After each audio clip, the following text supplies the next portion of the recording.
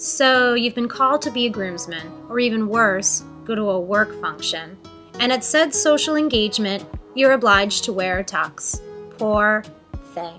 Which means a bow tie. What to do? Oh! You figure you'll just go to Men's Warehouse and buy one of those handy clip-ons. Oh no, gentlemen. Do it right.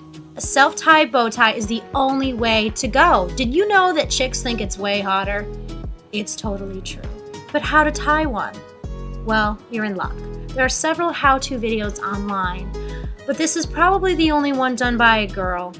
Or at least, the only one done by a girl. This is tying a bow tie. And this is how we do it.